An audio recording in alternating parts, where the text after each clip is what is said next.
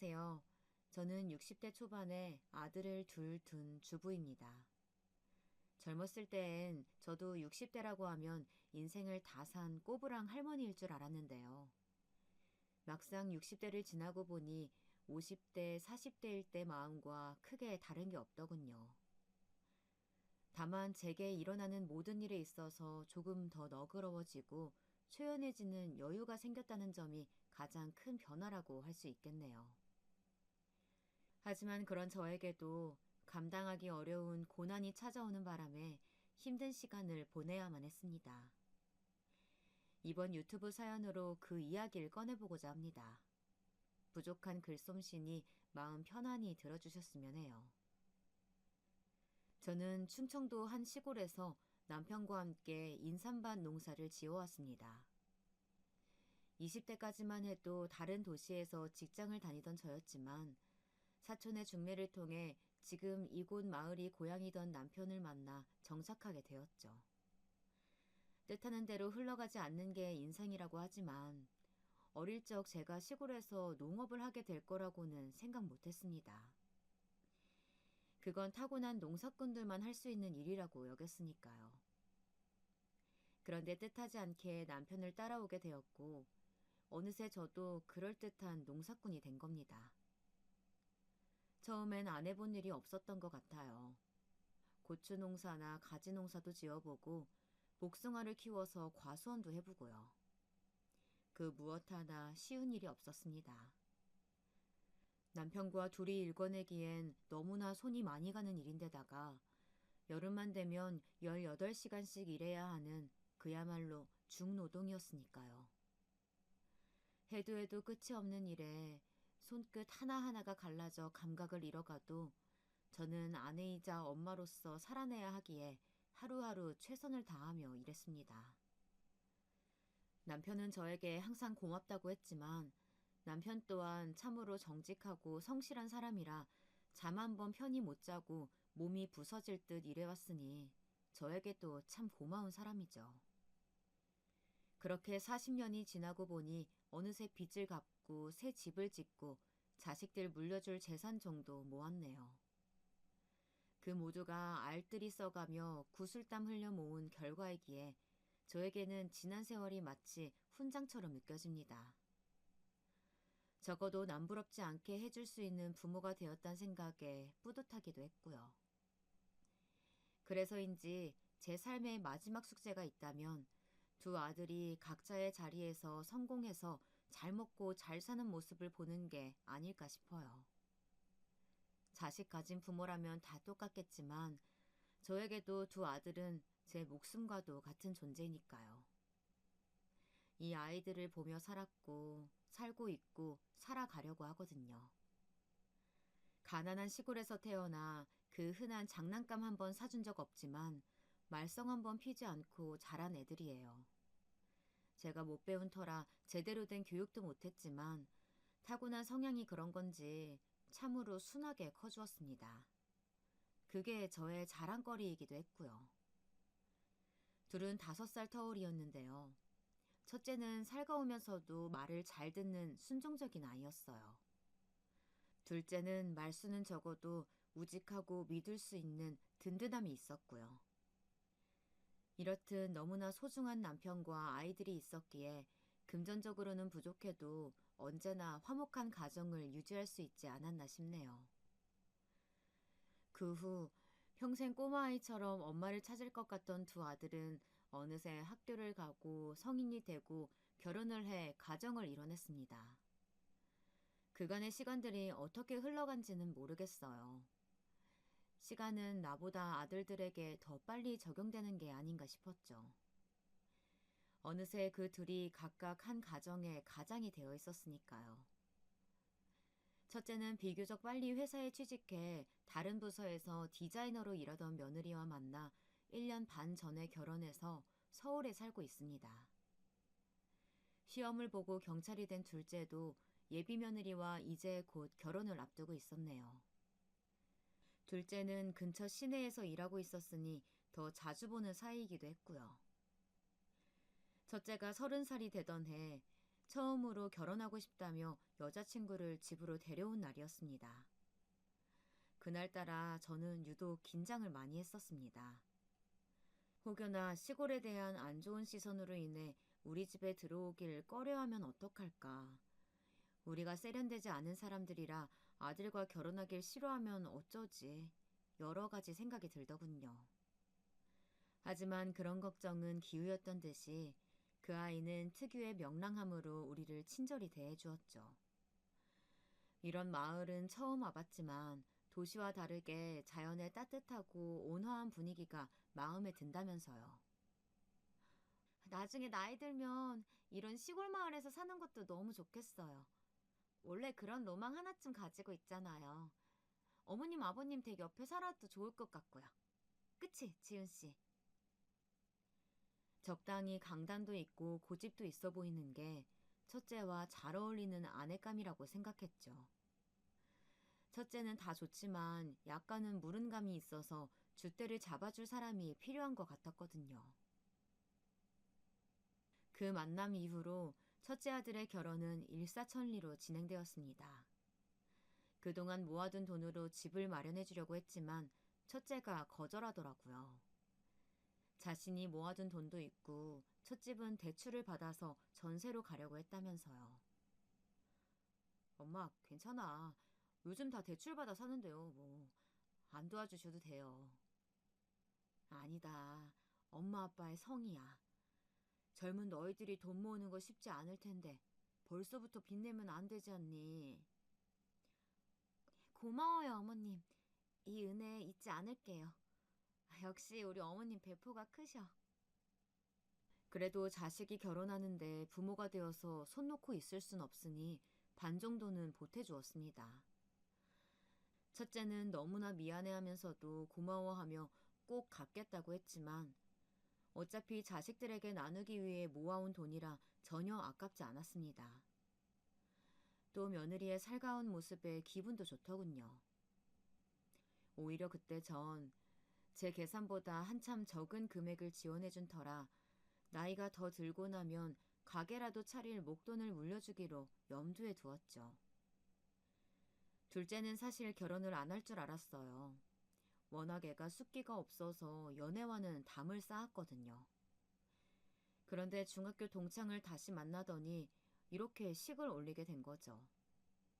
그 사람이 누구든 간에 둘째가 함께 할 반려자가 생겼다는 것만으로도 저는 정말 행복하더군요. 세상에, 동창을 다시 만나고 있다고? 네. 너무 잘 되었구나. 세상에.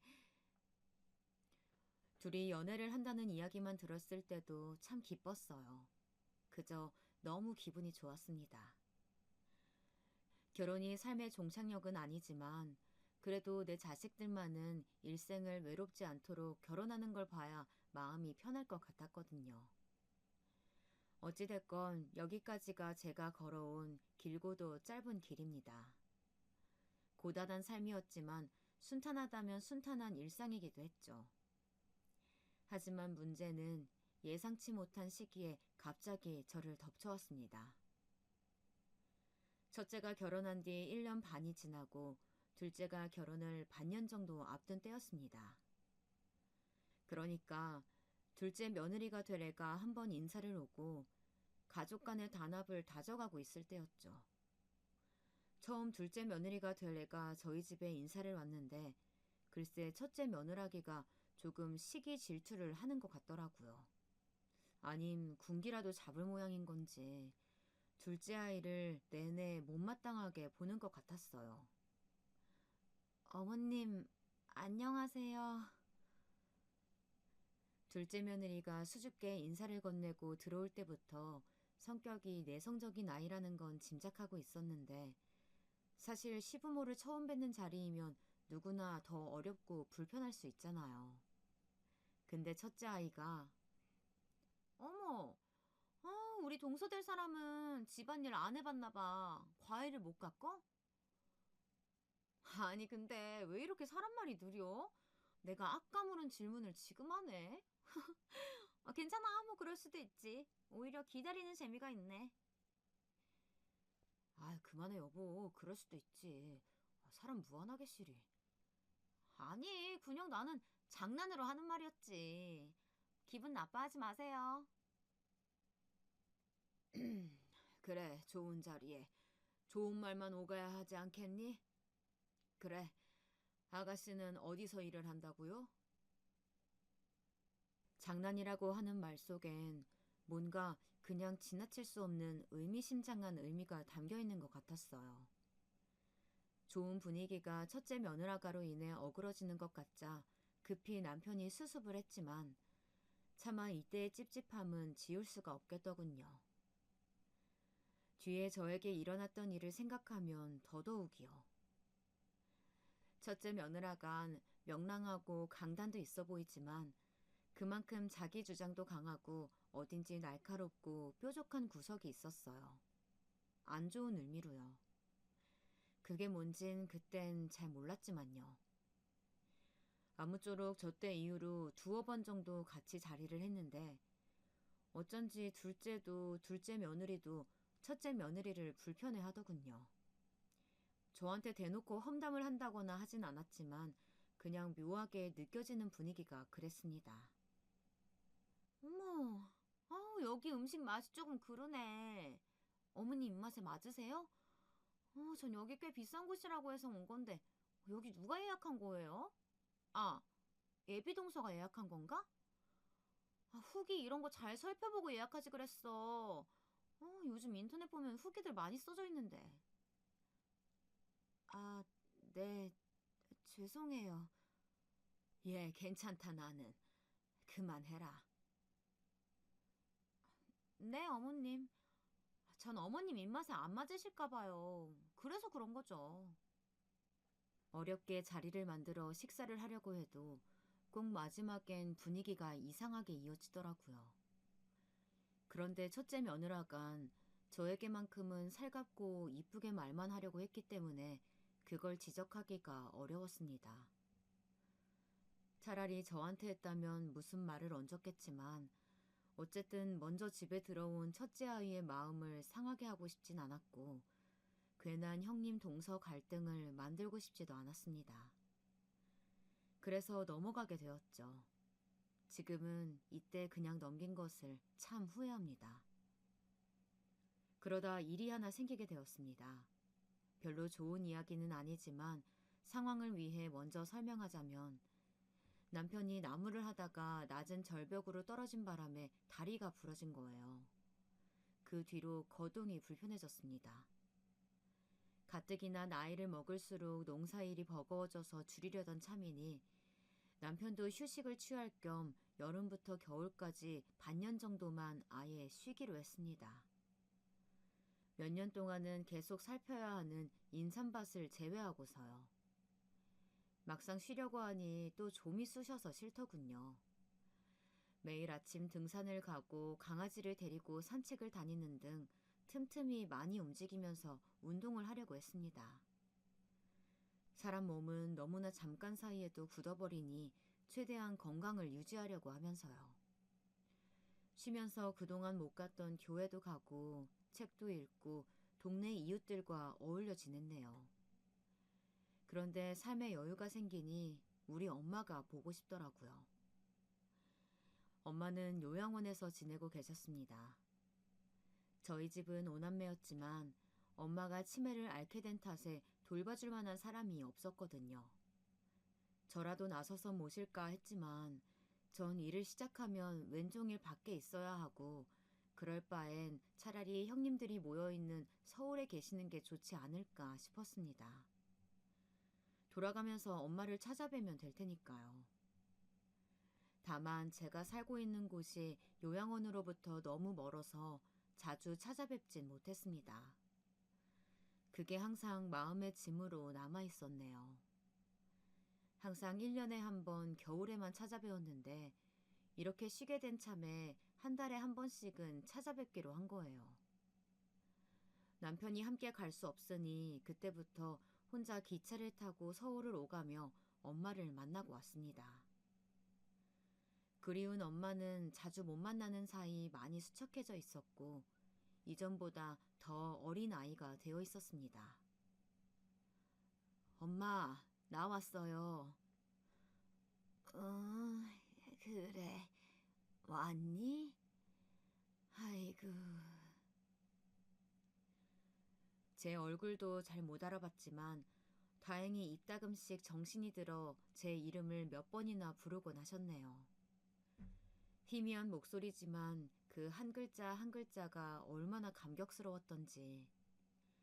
저도 이젠 할머니가 되었지만 엄마 앞에선 여전히 사랑을 바라는 어린 딸이 되더라고요. 그렇지만 자식을 위해서 평생을 헌신하고 살아오신 분인데 이렇게 혼자서 침대에 누워있는 모습을 보니 죄송스러운 마음이 더 컸네요. 그렇게 한 달에 한 번씩 의례적으로 찾아뵌 지도 3달이 지났을 때쯤이었습니다. 남편은 최대한 움직임을 삼가야 했기에 집에만 머무르다 보니 자동적으로 제가 남은 일거리를 도맡게 되었죠. 어차피 여름에 심은 게 없다 보니 큰 일손이 필요한 건 없었지만 이전에 일궈둔 것들을 처리해야만 했어요. 가을이 되니 생각보다 거둘 게 많아서 몇 주간은 꽤나 바삐 움직여야 했습니다. 그런데 그 와중에 엄마 요양원에 갈 날짜가 다가온 겁니다. 바쁜 시기니 일정을 미루려고 했지만 이내 포기했습니다. 안 그래도 지난번에 다녀올 때 하늘이 뚫린 듯 비가 오던 터라 약속을 미뤘었거든요. 그랬더니 요양원 쪽에서 급히 연락이 와서는 엄마가 울고불고 난리를 친다는 겁니다. 막내딸이 오늘 오기로 약속을 했는데 오지 않았다면서 찾아달라고 그런 거라고 하더라고요. 그 이야기를 듣는 순간 말문이 막히고 어찌나 죄송스럽던지.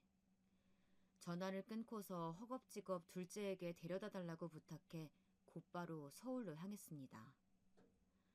저에겐 수많은 일정 중 하나지만 그게 엄마에겐 얼마나 소중한 약속이었을지 생각을 못했던 거예요. 그날 요양원에 도착하자마자 엄마를 꼭 깨워놔줬던 기억이 선명하네요. 그래서 이번에도 약속을 변경하지 않고 다녀오기로 한 겁니다. 하지만 하필이면 그날 새벽부터 할 일이 많아서 오전 기차를 놓쳐버리게 되었어요. 할 수 없이 오후 차를 타고서 서울로 향했습니다. 부끄럽지만 일을 하고 바로 출발한 터라 꼴이 말이 아니긴 했어요. 제대로 씻지도 못하고 옷만 대충 갈아입은 채요. 올라가는 기차 안에서 급한 대로 정돈하긴 했지만 평소 때와는 차이가 있었을 거예요. 올라가자마자 엄마를 만나고 나서 이런저런 이야기를 나누다 보니 어느새 늦은 저녁이 되었더라고요. 뒤늦게 집으로 올라가려니 오전에 무리해서인지 몸은 이미 녹초가 됐고 밤은 깊어져서 난감하더라고요. 염치 없지만 어쩔 수 없이 첫째에게 연락을 하게 됐습니다. 이전에도 외할머니 요양원 가게 되면 본인 집이 근처니 와서 자고 가라고 몇 번이나 말했었거든요. 하룻밤만 신세 지자는 생각으로 연락을 해보았더니 고맙게도 바로 오더라고요. 첫째 집은 예전에 첫 이사했을 때 잠시 들린 것 말고는 처음이었습니다. 첫째 며느리와는 자주 보지 못했어도 때 되면 가끔씩 전화통화를 하거나 문자를 주고받곤 했었거든요. 흔히 말하는 딸 같은 며느리와 친엄마 같은 시어머니 관계는 아니어도 속정이 있는 사이라고 생각했죠. 그래서 제가 하룻밤 묵는 걸 가볍게 생각했던 것 같네요. 이게 저의 실수라면 실수였던 것 같습니다. 첫째 집에 도착하고 나니 며느리가 반갑게 맞이하더라고요. 어머니, 지은 씨한테 이야기 들었어요. 너무 잘 오셨어요.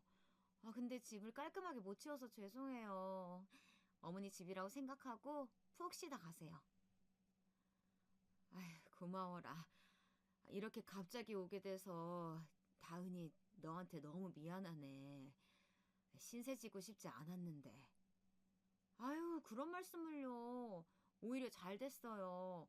밤늦게 돌아가시면 위험하셨을 테고 이렇게 된 거 아들 집도 구경하시면 좋잖아요. 고맙다. 고마워. 빈말이라도 먼저 나서서 반겨주고 챙겨주는 며느리가 너무나 고맙더군요. 저는 샤워를 마치고서 아들 부부와 함께 이런저런 이야기를 나누었습니다. 저는 그동안 제가 남편과 둘이 지내며 있었던 소소하고 소박한 하루 일과들, 지난 시간 동안 마을에서 일어난 수많은 자연 변화와 여러 볼거리들에 대해서 말해주었죠. 괜스레 걱정할까봐 요양원을 오가며 엄마와 있었던 일에 대해선 이야기하지 않았지만요. 아들 쪽 이야기도 들어보니 그 부부도 열심히 살고 있었던 것 같더라고요. 둘은 같은 회사를 다니고 있었는데 회사 상황이 점점 안 좋아져서 부업으로 할 만한 다양한 일을 알아보고 있다고 했어요. 며느리가 인테리어 일을 하니까 그 전공을 살려서 카페 창업 쪽으로 생각한다고요. 카페를? 네, 어머니. 아무래도 회사가 혹시나 상황이 안 좋아지면 그럴 때를 대비해서 하나 창업을 해두면 좋을 것 같아요. 제가 전부터 카페에 관심도 많았거든요. 돈이 조금 문제이긴 한데 사실 회사 월급이 빤하니까요. 그래도 뭐 어떻게든 되겠죠. 그래, 다 때가 있는 거니까 기다려 보자꾸나. 네. 근데 그 때라는 게 언제 올지 참 모르겠네요. 돈이 있어야 때도 오는 건데 말이죠. 그저 나이든 시골 할머니로선 아들과 며느리가 하는 이야기가 무슨 말인지 정확히 알아듣지 못했지만요. 이런저런 생각이 많은 것 같기에 먹고 사는 걸 걱정하는 건 모두가 같은 고민이니 제가 해줄 수 있는 조언을 해주기로 했어요. 대화 중간중간 며느리가 둘째가 하고 있는 일에 대해 묻기도 했지만 저도 자세히는 몰라서 대답해주긴 어려웠습니다. 며느리가 말하길 도련님은 말투가 너무 딱딱하고 경직돼서 대하기 어렵다고 하더라고요. 살가운 첫째와는 전혀 다르다면서요. 그래? 네, 어머님. 저는 좀 어려워요. 아무래도 벽이 느껴지더라고요. 그런가? 나는 내 자식이니까 잘 몰랐네. 낯을 좀 가려서 그런 것 같기도 하고. 그리고 우리 동서 될 사람 있잖아요. 예비 동서도 조금 뭐랄까 사람이 눈치가 없달까? 그런 것 같더라고요. 응? 눈치가 없다고? 네. 아, 어머님은 모르시는구나. 글쎄요. 제가 그날 예비동서 온다고 하루 종일 일했잖아요. 근데 옆에서 거들 생각조차 안 하더라고요. 그 모습 보고 솔직히 좀 놀랐지 뭐예요. 어머님은 뒤에서 일어나는 일이라 모르셨을 거예요. 아무튼 전 그래서 그런지 그때 이후로 동서를 제가 잘 단단히 교육시켜야겠다고 생각해두고 있어요. 어머니는 신경 쓰실 거 없어요. 제가 다 알아서 할게요. 네. 그러면서 또 험담을 시작하는데 저는 그냥 모른 척 했습니다. 그게 집안의 화목을 위한 거라고 여기면서 말이죠. 그리고 그렇게 조금 지친 대화를 나누다가 고단한 몸을 이끌고 이만 잠에 들기로 했습니다. 아들 부부에겐 깜빡하고 말 못했지만 내일 일찍 내려갈 예정이었거든요. 남편이 걱정돼서 오래 자리를 비울 수가 있어야 말이죠. 아들이 안내한 빈 방에 들어가 남편에게 안부 전화를 했어요. 그리고선 누웠는데 잠자리가 낯설어서 그런 건지 몸은 피곤하지만 막상 잠이 안 오더라고요. 그렇게 한참을 뒤척이다가 목이 타서 물이나 마실까 하고 거실로 나왔습니다. 내일 출근할 텐데 혹여나 저 때문에 깰까 주변을 더듬거리면서 조심히 걸어갔죠. 그런데 안방 쪽에서 말다툼하는 소리가 들리는 겁니다. 내가 낄 일은 아니다 싶어서 모른 척하고 컵에 물을 따르고 있었어요. 물이 은은하게 쪼르륵 떨어지는데 그 소리 사이로 며느리의 한마디가 들린 겁니다. 작은 목소리였지만 너무나 선명하게 들려왔어요. 그래서 어머님은 언제 간대? 저는 설마 제 이야기인가 싶어서 천천히 안방 쪽으로 걸어갔습니다. 그냥 끝까지 모른 척 했다면 그 후엔 지금과 아예 다른 상황이 펼쳐지고 있을지도 모르겠네요. 하지만 그때 당시 저는 혹시 제가 민폐되는 일을 한 걸까 겁이 났어요. 그래서 꼭 그 이야기를 듣고 싶었던 것 같습니다. 제가 안방 틈 사이로 들었던 대화는 정말로 아들 부부가 한 말이 맞는지 아님 또 다른 사람이 있는 건 아닌지 의심할 정도로 상상하지 못한 이야기였습니다.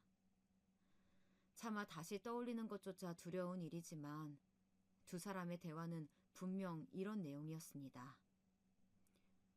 그래서 어머니는 언제 간대? 모르겠어.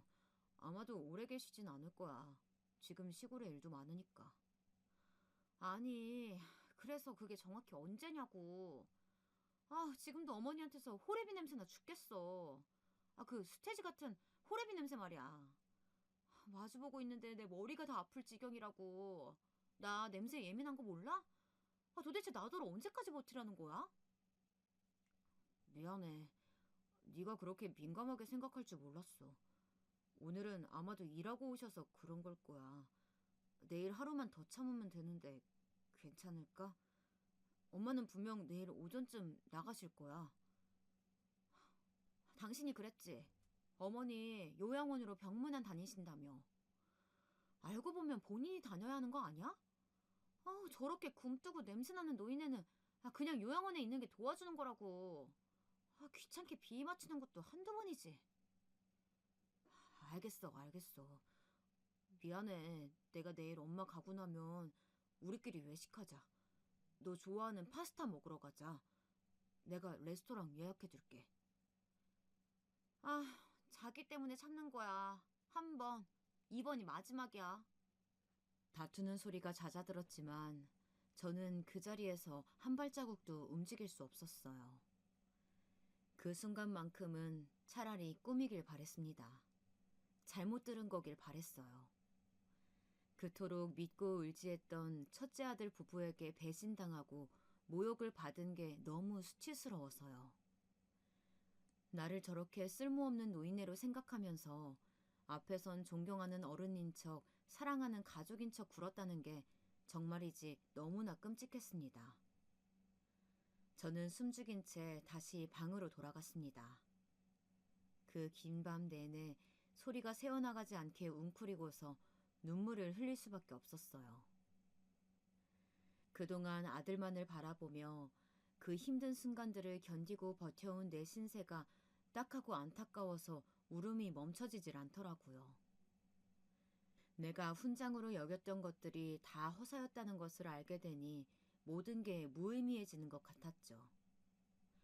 그런 와중에도 더욱 신경이 쓰였던 건 며느리가 말했던 것처럼 엄마가 처음 요양원에 갔을 때도 자식들이 당신을 그렇게 생각해서 보낸 거라고 생각할까봐 겁이 나더라고요. 혹시나 그렇게 오해했을까봐, 만약 그랬다면 이제 와서 그 오해를 풀 수 있을까 하는 생각들로 머리가 너무나 복잡했습니다. 아직도 그날의 절망을 생각하면 지금도 숨이 턱 막히는 기분이에요. 어떻게 흘러간지 모를 그 긴 밤이 지나갔어요. 거의 뜬 눈으로 지새운 저는 새벽부터 집으로 돌아갈 채비를 하고 있었습니다. 움직이는 소리를 듣고서 아들이 방을 찾아왔더군요. 뭐야 엄마, 왜 이렇게 일찍 일어났어? 벌써 가려고? 저를 보며 평소처럼 말을 거는데 도저히 얼굴을 쳐다보지 못하겠더라고요. 울음이 터져 나오려는 걸 억지로 참고서 아무 말 없이 그렇게 집을 나섰습니다. 아들이 붙잡는 걸 뿌리치면서요. 나 간다. 엄마 왜 그래? 무슨 일 있어? 왜 말도 없냐고. 알았어. 그럼 데려다 줄게. 밥만 먹고 가. 그렇게 저는 기차를 타고 집으로 향했습니다. 돌아가는 길에도 주책 없이 연신 눈물이 나오는 걸 참느라 혼났네요. 집에 도착하자마자 저는 욕실에 들어가 제 몸을 닦기 시작했습니다. 살이 부르트도록 닦고 또 닦아도 그 냄새라는 게 지워지지 않는 것 같았어요. 그럼 그건 아마도 제 몸에 밴 삶의 냄새가 아니었을까요? 그게 싫었다는 건 그냥 나라는 인간 자체를 증오했던 거라는 걸 깨달은 거예요. 그렇게 욕실에서 하염없이 몸을 닦아내는 동안 남편이 다가와 무슨 일 있냐고 물었지만 아무 말도 할 수 없었고요. 그 뒤로 제 상태를 걱정한 남편이 이따금씩 첫째 아들과 통화하는 소리가 들렸지만 그래도 방 안에 틀어박힌 저는 여전히 자리에서 일어날 수가 없었습니다. 그렇게 하루 이틀이 지나고 나서야 배가 고프고 그만 일어나고 싶다는 생각이 들더라고요. 남편의 도움으로 몸을 일으킨 저는 전과 같은 기력을 되찾기 위해 조금씩 움직이는 노력을 했어요. 그러자 며칠간 아무것도 말하지 않고 옆을 지키던 남편이 조심스럽게 묻더라고요. 서울 가서 무슨 일이 있었냐고요. 더 이상 비밀로 할 수 없을 것 같아서 솔직하게 전부 이야기했습니다. 제가 말하고 듣고 느낀 전부를요. 묵묵히 듣고 있던 남편은 이야기가 끝나자마자 참았던 눈물을 흘리더라고요. 그리고선 제가 혼자 감당했어야 할 그 고통들에 대해서 안쓰러워하며 자식을 잘못 키웠다고 모두 자기 죄라고 말했어요. 내 죄야. 내가 그놈을 잘 가르쳤어야 하는데 내가 자식 교육을 잘못 시켰다. 내 죄야. 당신은 슬퍼하지 마. 아니에요. 아니야. 이게 왜 당신 탓이에요. 내 탓이지. 정말 자식 키우는 거 참 힘들구만. 힘들어.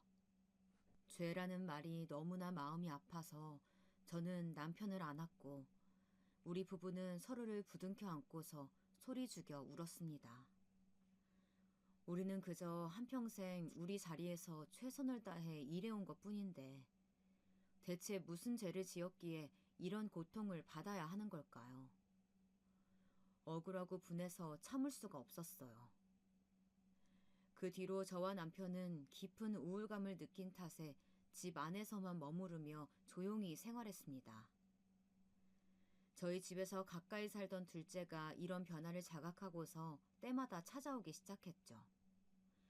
우리가 걱정돼서 온 거였지만 좀처럼 입을 열지 않으니 답답해하는 것 같았어요. 엄마, 아빠, 왜 그러세요? 정말 아무 일 없으신 거 맞아요? 괜찮다. 정말 괜찮아. 거기다 둘째 며느리가 될 아이까지 걱정스레 저희를 쳐다보는데 도저히 입이 떼어지지가 않았습니다. 어떻게 그런 말을 다른 자식에게 할 수 있겠어요. 차마 입이 떨어지지 않아 눈길을 돌렸지만 대신 아이들은 곁에서 잠자코 기다리며 우리를 열심히 보필해 주었네요. 그때 정말로 둘째와 둘째 며느라기가 될 아이에게 큰 고마움을 느끼고 있었습니다. 평생 느껴보지 못한 고난의 순간이 우리 부부에게 한꺼번에 찾아와 낙담하고 있었을 때 기꺼이 우리의 손발이 되어준 둘째가 있었기에 조금씩 힘을 낼 수 있었던 것 같아요. 절망 속에서 발견한 희망처럼 말이죠. 그로부터 2주 후 저의 생일이 다가왔습니다. 생일을 챙길 기력이 없어서 이번엔 따로 모이지 않고 개별로 알아서 잘 보내라고 일렀네요. 그런데 눈치 없고 말기 어두운 사람이 제가 걱정됐던 건지 아니면 둘째에게서 다른 소식을 들은 건지 모르겠지만 첫째 부부가 집까지 찾아왔습니다. 양손에 과일과 떡을 잔뜩 사들고선 왔더라고요. 여느 때처럼 반갑게 웃으며 저에게 달려오는데 저도 모르게 뒷걸음질 치고 말았어요. 그 순간 모든 게 정막으로 바뀌었습니다. 저의 반응을 보고서 놀라 멈춘 거지만요. 이에 며느리는 다분히 놀란 듯 보였습니다. 왜 그러세요, 어머니? 무슨 일 있으신 거예요? 아니다. 잠깐 놀라서 그래. 다은이 너도 먼 곳까지 오는데 고생 많았을 텐데 어서 들어와라. 그렇게 예상치 못하게 저의 생일 축하상이 준비되었습니다. 아직은 첫째네 부부를 제대로 마주할 용기가 없었지만 너무 순식간에 진행된 일이라 어쩔 수 없었죠. 둘째까지 오고서야 가족들 전부가 모였고 오랜만에 만난 어색함을 지우기 위해서 아이들은 분위기를 띄우기 위해 노력했습니다. 저는 있는 힘 없는 힘을 짜내서 애써 웃어 보였죠. 그때까지 남편은 첫째 아들 쪽을 아예 쳐다보지 않았어요. 크게 화를 내려는 걸 제가 옆에서 계속 말려서 멈출 수 있었습니다. 오늘 같은 날은 우선 넘기자고요. 그런데 문제는 다 함께 저녁을 먹고서 과일을 먹을 때 발생했습니다. 과일을 하나 집어서 먹으려는데 갑자기 첫째 며느리가 짠 하는 효과음을 내더니 선물 상자를 내밀더군요. 생신 축하드린다면서 가장 해맑은 얼굴로 선물을 준 거였어요. 저는 이번에도 애써 미소 띈 얼굴로 선물을 받아들었습니다. 그리고 조심스럽게 풀어본 그 순간 저는 또다시 얼어붙고 말았네요. 며느리가 준비한 선물은 향수였습니다. 제가 향수를 보며 아무 말도 못하고 있는데 며느리가 옆에서 신이 나 설명을 이어가더라고요. 어머니, 제가 어머니 위해서 고르고 고른 향수예요. 이거 엄청 인기 좋은 제품이거든요. 힘들게 일하시고 나서 이 향수 가볍게 한번 뿌리고 나면 새 옷 입은 것처럼 산뜻하게 바뀔 거예요. 어때요? 좋죠? 그, 그렇겠구나. 그렇게 말하는데 한편으로는 그때 아들 집에서 들었던 목소리가 같이 떠오르더라고요. 지금도 어머니한테 호레비 냄새나 죽겠어. 그 수태지 같은 호레비 냄새 말이야. 마주보고 있는데 머리가 다 아플 지경이라고. 나 냄새에 예민한 거 몰라? 저는 그 어지러운 목소리들을 더 이상 참지 못하고 향수가 담긴 상자를 바닥에 던져버렸습니다. 첫째와 둘째, 며느리와 남편은 그 자리에서 굳어서 얼어붙어 버렸죠. 그리고서 저는 여태껏 너무나 물어보고 싶었지만 다시는 아들 얼굴을 보지 못하게 될까봐 차마 묻지 못했던 것들을 며느리를 향해서 소리쳤어요. 제발 그만해라.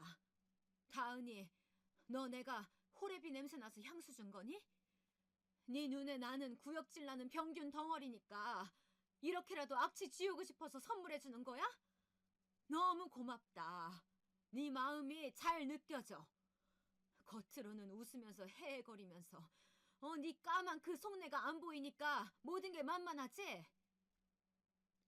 그러니까 시어머니인 나를 이렇게 기만하는 거 아니냐? 제 악에 바친 외침에 며느리는 놀라서 아무 대꾸도 하지 못하더라고요. 그 와중에 첫째 아들만 뛰어와서는 제 손을 부여잡고 말하길. 엄마, 왜 이래 갑자기? 그게 다 무슨 말이야? 엄마가 왜 병균 덩어리냐고. 그러니까 내가 왜 너한테 그런 존재가 돼야 돼? 지훈아, 너희를 위해 평생을 살았는데 엄마한테 돌아오는 게 고작 그런 취급이야? 네가 어떻게 나한테 그래? 엄마, 다 들었어. 너희 집에 간 날 밤에 너랑 다은이가 이야기하는 거 다 들었다고. 다 들었다고? 정말 그때 다 들은 거야, 엄마? 이런 생일상이 무슨 소용이고 생일 선물이 무슨 소용이니? 엄마 마음을 갈기갈기 찢어놓고선 태어난 나를 축하해주겠다고? 너희 때문에 처음으로 난 태어난 걸 후회하게 됐는데 이럴 거면 차라리 요양원에 맡기지 그래. 더러운 진짜 취급받느니 그게 훨씬 더 사람 사는 것 같겠네. 아들은 더 이상 아무 말도 하지 않았습니다. 그래요. 자기가 사람이라면 어떤 대답도 할 수 없었겠죠. 제 울부짖음에 둘째는 어느 정도 상황 파악이 된 듯 아직도 제 손을 붙잡고 있던 첫째를 제게서 떨어뜨려 놨습니다. 남편은 아들과 며느리에게 크게 호통치며 꾸짖는 것 같았습니다. 그러자 며느리가 그제야 저에게 와서 말하더라고요.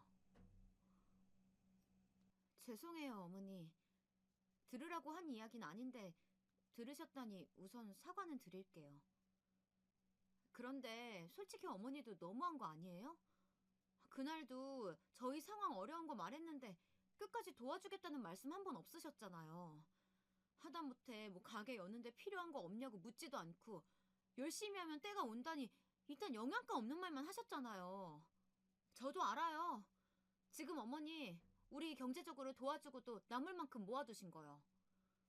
그럼 대놓고 돈을 달라고 했으면 그게 더 나았을까요? 그럼 그거대로 싫으셨겠죠. 제가 그동안 시댁에 못한 게 뭐가 있는데요?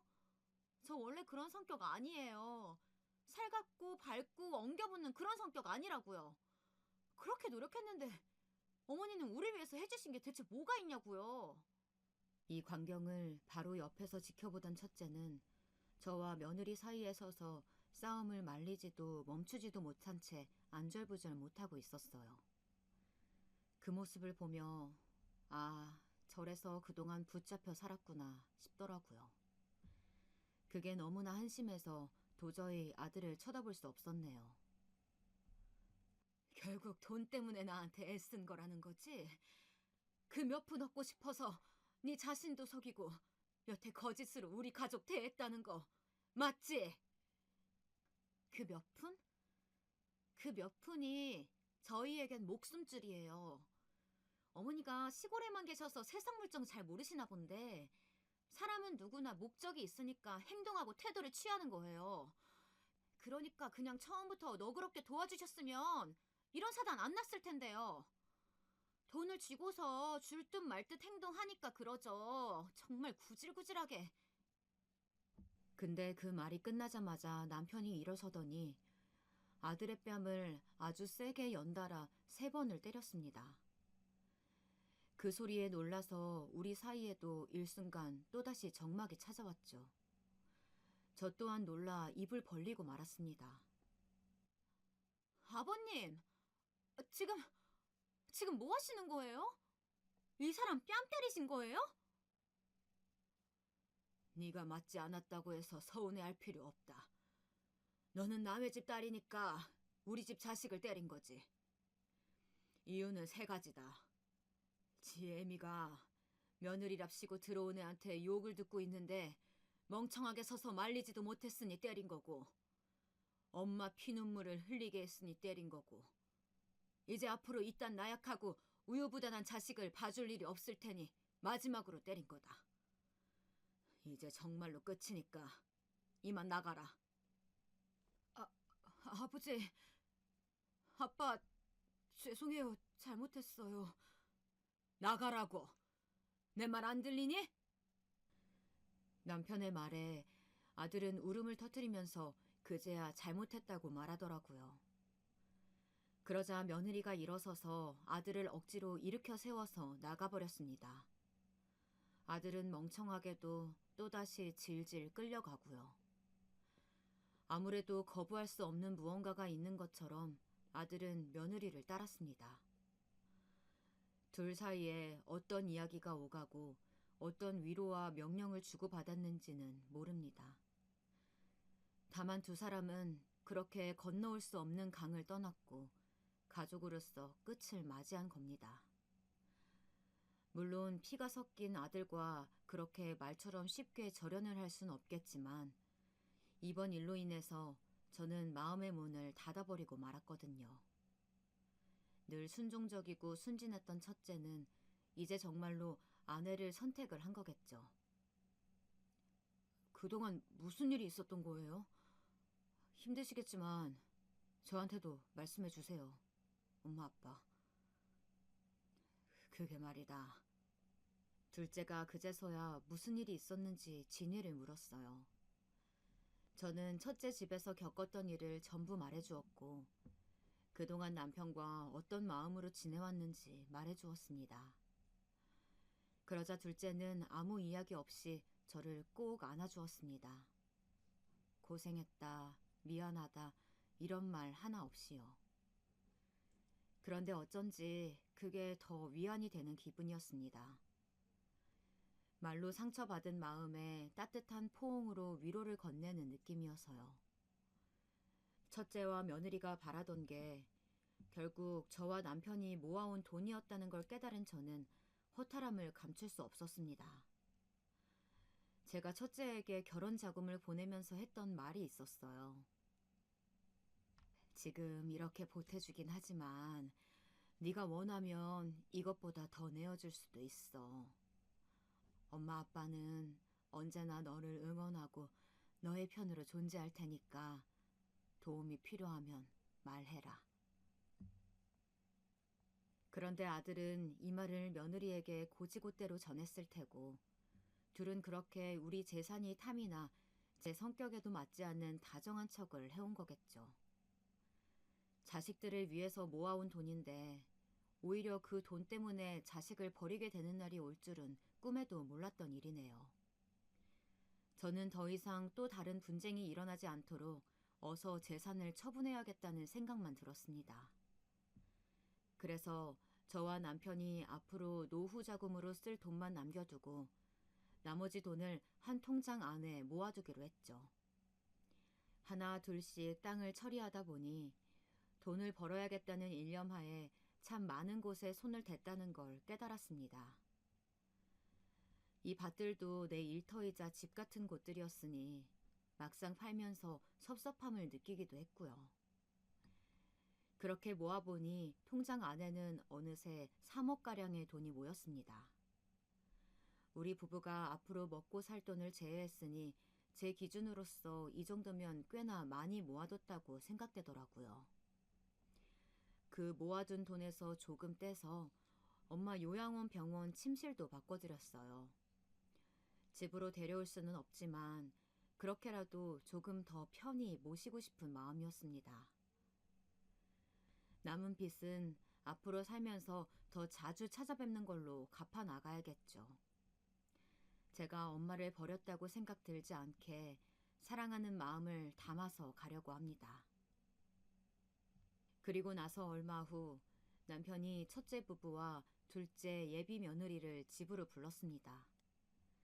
첫째 내외와 그 일이 있은 지 정확히 3달 만의 일이었습니다. 다가온 새해 명절을 명분으로 부르긴 했지만 저는 이게 아마도 우리의 마지막 가족 모임이지 않을까 싶은 마음이었습니다. 생각보다 초대를 흔쾌히 받아들이고서 찾아온 첫째네는 이전과 크게 달라진 게 없어 보였습니다.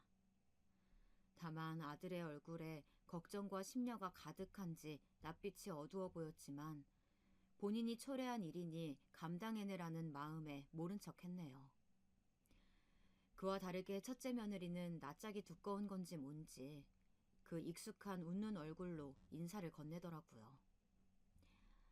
안녕하세요, 어머니. 오랜만이에요. 그동안 잘 지내셨어요? 그래. 덕분에 별 문제 없이 잘 지냈다. 다행이네요. 궁금하실 텐데 저희도 회사 다니면서 열심히 살고 있어요. 카페는 조만간 어떻게든 차리려고 준비 중이고요. 나중에 개업하면 한번 놀러 오세요. 제가 맛있는 커피 타드릴게요. 첫째 며느리를 다시금 마주하는 건 구역질 날 만큼 어려운 일이었지만 다행히 대화가 길지 않은 터라 참을 수 있었어요. 그 다음 둘째네까지 모였을 때 남편은 어렵사리 입을 열었습니다. 자, 그간 우리 가족의 불화가 어디서부터 시작됐냐 하면 나와 너희 엄마는 바로 이 재산 때문이라고 생각했다. 우리를 구해줄 이 돈이 오히려 우리를 해하고 멀어지게 할 줄은 꿈에도 몰랐다. 우린 그냥 잘 먹고 잘 살고 싶었던 것뿐인데 말이지.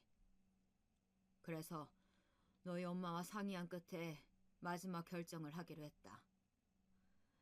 재산을 전부 처분하고 자식들에게 양도하는 일이지. 그리고 우리는 둘째에게 모든 재산을 넘기기로 했다. 자, 통장 가져가라. 이 말을 들은 첫째가 벌떡 일어나 통장을 빼앗아서 금액을 확인하더라고요. 3억? 3억을 모았다고요? 그래서 지금 이 거금을 지석이한테만 다 주시겠다는 거예요? 말도 안 돼. 이건 아니잖아요. 나도 엄마 아빠 아들인데 이제 와서 연애를 아예 끊기라도 하겠다는 거냐고. 맞았어. 연을 끊겠다는 이야기야. 네가 그토록 바라던 돈인 거 알아. 그럼 경솔하게 굴지 말았어야지. 부모를 욕보이고서 재산을 물려받을 수 있을 거라고 생각했니? 얼굴에 침 뱉는 자식한테 돈 내어줄 만큼 우리 그렇게 무지한 사람들 아니다. 그걸 지금이라도 너희가 깨닫길 바란다. 엄마 제정신이야? 정말 제정신이냐고. 내가 장남이야. 내가 이 집 장남이라고. 아버지, 저번에 제 뺨까지 후려쳐놓고서 성이 안 풀리셨어요? 그쯤 했으면 됐잖아요. 자식이 실수했다고 이렇게 내치시는 거예요? 뒷감당 가능하세요? 뒷감당이건 뭐건 우리가 다 알아서 하마. 그러니 넌 이제 그만 나가주겠니? 더 이상 소란 피우지 말고. 흥분한 아들을 붙잡고서 이렇게 이야기하는데 며느리가 갑자기 무릎을 꿇고서 흐느끼기 시작하더라고요. 처음엔 얘가 왜 이러나 당황했지만 일으켜 세우거나 말리진 않았습니다. 이젠 대체 무슨 이야기를 하는지 궁금하기도 해서요. 역시나 며느리는 궤변을 늘어놓기 시작했습니다. 어머님, 아버님, 일단 결정하셨다면 돈이 얼마든 원하는 대로 처리하세요. 저는 저에게 주어진 상황 속에서 열심히 살아가면 되니까요. 그런데 저는 사실 저번 일을 오늘 꼭 사과하고 용서 구하고 싶어서 온 거거든요. 그것만은 알아주셨으면 좋겠어요. 어머님 이야기했던 것도 전부 진심이 아니었고 어쩔 수 없는 상황이 만들어낸 저의 오만함 정도로 받아들여줬으면 좋겠어요. 다은아, 나는 어쩔 수 없니 오만함이니 그런 말들 어려워. 그래서 그냥 그게 너의 진심이라고 생각하려고 한다. 그리고 돈은 욕심 없다는 말로 들리니까 다행인 것 같네. 우리 모든 땅 팔아 번 돈 다 저기 있거든. 지석이 결혼 자금으로 알뜰히 잘 쓸 수 있도록 옆에서 응원만 해주거라. 이 말을 듣자마자 며느리 얼굴이 울긋불긋해지더니 또다시 첫째를 데리고 나가려 하더라고요. 그런데 이번엔 첫째가 나가지 않고 버티는 겁니다. 글쎄, 정과는 정반대의 상황이었네요. 나가려면 당신 혼자 나가. 난 여기 있을게. 이렇게는 못 나간다고. 당황한 며느리가 첫째를 억지로 끌고 나가려고 했지만 첫째는 이 예상치 못한 상황에 흥분을 한 건지 꿈쩍도 하지 않은 채 남편에게 따지고 있었죠. 저는 부엌에 가서 물을 떠와 첫째의 얼굴에 부어버렸습니다. 아무리 돈에 눈이 멀어도 그렇지. 이제 남은 한 명 네 편까지 외면할 거냐고요.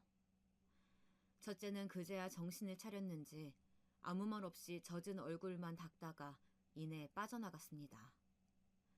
둘째와 예비 며느리만이 그 아수라장이 된 자리를 조용히 정리했고요. 엄마, 괜찮아요? 괜찮다. 형이 저럴 줄은 몰랐네요, 저도. 한숨을 푹 쉬던 둘째는 제가 안쓰러웠는지 그날 밤새 제 곁을 지켜주었습니다. 그리고 한바탕 난리가 지나고 나자 거짓말처럼 평화가 찾아온 듯 했어요. 저와 남편은 매일 손을 잡고 뒷산을 걷는 운동을 하기 시작했습니다. 그러다 보니 남편의 거동도 조금씩 편해지기 시작하더라고요. 그 시간 동안 대화할 기회도 늘어나면서 남은 노년을 즐기기 위해 각자의 꿈에 대해서 몇 날 며칠 이야기하기도 했어요. 근데 여기서 한 가지 예상치 못한 일이 있었네요. 둘째가 그간 화를 많이 참았던 건지 저한텐 내색을 하지 않았는데 자기 형을 찾아간 겁니다. 그리고 한바탕 크게 소동을 일으켰다네요. 그 소동은 다시 저희에게로 돌아와 첫째는 둘째가 자기를 주먹으로 쳤다면서 그런 자식은 동생도 아니라고 고소를 하겠다고 했습니다. 엄마, 어떻게 할래? 나 이 자식 고소할 거야. 엄마가 선택해. 고소 막고 싶으면 돈으로 막아. 안 그럼 나 얘 깜빡 넣어버릴 테니까. 객기 어린 한마디에 전 고개를 절레절레 저었습니다. 내 아들이 어쩌다 이렇게 된 건지, 아니면 원래 이런 아이였던 건지 너무나 황당하고 비참한 기분까지 들었습니다. 근데 거기다 첫째 며느리도 이 연극에 가담하기로 한 작정인지 처음에는 제게와 무릎을 꿇고 빌더랍니다. 자기가 정말 잘못했다, 사죄드린다, 저를 봐서라도 이 사람 용서해달라, 장남이지 않냐. 서두가 참 길었습니다. 결국 마지막으로 요구할 건 재산이면서 말이죠. 솔직히 조금 흔들리기도 했습니다. 첫째 아들이 이렇게 동생과 등을 지고 산다 생각하면 부모로서 마음이 편한 건 아니었으니까요. 그걸 제가 만든 게 아닐까 싶은 일말의 죄책감도 있었고요. 며느라인 지극정성이었어요. 매일 아침 찾아와 문 앞에 무릎을 꿇고 앉아 눈물을 뚝뚝 흘려가며 용서를 빌었죠. 심지어 여기엔 예상치 못하게 사부인까지 가세했습니다. 우리 딸애가 하면 안 될 말을 한 것 같아요. 다 제가 자식 교육을 잘못 시킨 탓입니다. 그래도 봐서 아시겠지만 정말 나쁜 애는 아니에요. 아시잖아요.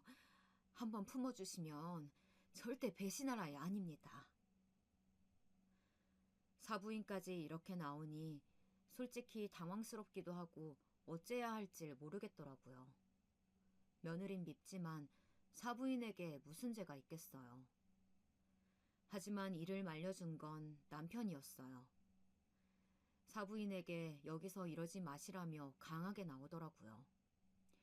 자식이 잘못한 게 어떻게 그 부모 탓일 수만 있겠냐면서 직접 예의 있게 사부인을 집까지 데려다 주겠다고 하더군요. 남편의 현명한 처사였습니다. 그 덕에 사부인은 어쩔 수 없는 표정으로 돌아갔고 저는 며느리 말에 넘어가려던 마음을 접고 꿈쩍도 하지 않았습니다. 그랬는데 그 다음 날 일이 터지더라고요. 바로 자기가 더 이상은 아들과 못 살겠다며 이혼을 생각 중이라면서 호소를 하는 거 있죠.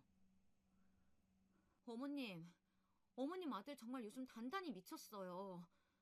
제 냄새 발언은 사과드릴게요. 근데 어머님 아들 정말 제정신 아니에요. 맨날 술 먹고 돌아다니고 저 정말 이 사람 때문에 인생 망치게 생겼다고요. 어머님이 책임져 주세요.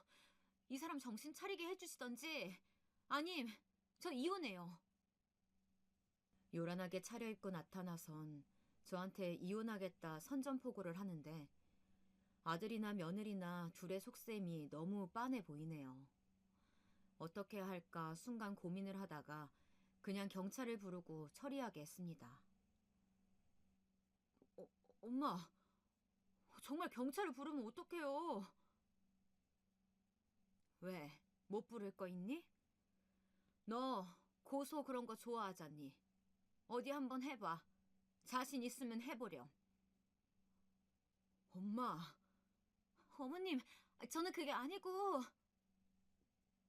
제 행동에 둘 다 어지간히 당황했는지 죄송하다며 떠뜸거리더니 사라지더라고요. 어이가 없었습니다. 이게 무슨 드라마 같은 일인지. 그래도 다행스러웠던 건 남편이 옆에 있었다는 겁니다. 남편이 이런저런 취미 활동을 해보자며 주의를 다른 데로 돌려주더라고요. 당신 골프 배우고 싶다고 했잖아. 그거 배워볼까 같이? 그럴까요? 남편의 노력 덕에 전 다시 마음을 다스리고 살아보기로 했답니다. 아들 녀석 때문에, 며느리 때문에 제 인생 꼬였다고 생각하면 한도 끝도 없으니까요. 언젠간 철이 들겠지만 그때를 울며 기다리고 있을 수도 없는 노릇이니 신경을 끄기로 했어요. 그리고 남편과 함께 뒷산 운동 열심히 하면서 쉼을 가졌죠. 오히려 그 쉼의 시간 동안 뭔가 재충전되는 기분이었답니다. 그렇게 마음의 상처도 아들에 대한 일도 서서히 천천히 극복을 해나갈 수 있었고요. 요즘에는 어떻게 지내냐고요?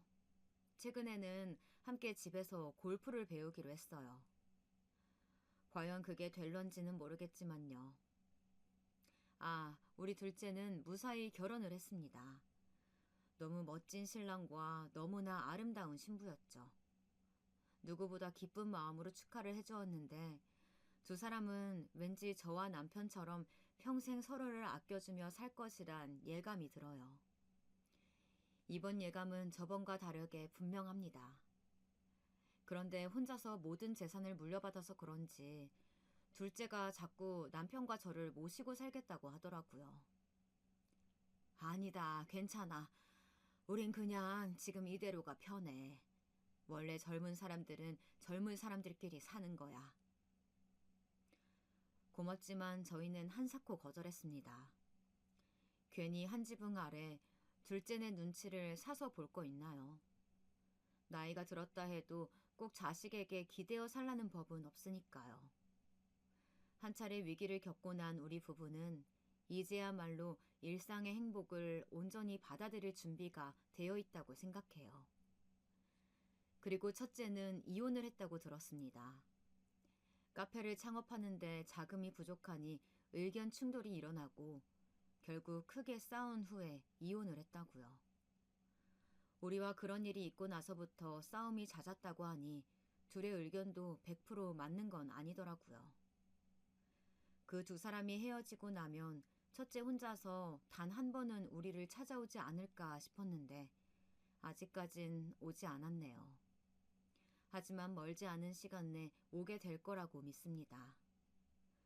저도 아들을 다시 아들로 받아들이기까지 마음의 문을 여는 건 너무나 오랜 시간이 걸리겠지만 그럼에도 아들이 먼저 손을 내민다면 엄마로서 잡아줘야 할 것 같습니다. 나에게 실망과 상처를 안긴 자식이지만 나를 버리지 않았다면 치유의 희망은 언제나 존재하니까요. 저의 사연 재미있게 들으셨나요?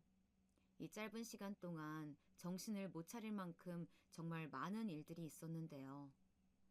남은 시간을 온화하고 평화롭게 보내라는 의미로 미리 아픈 채찍을 맞은 거라고 생각하려고요.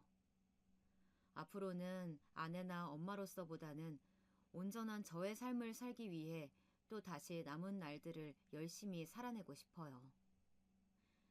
긴 글 들어주셔서 감사합니다. 여러분의 삶도 그 어느 때보다 평화로운 날들이길 바라며 이만 마치겠습니다.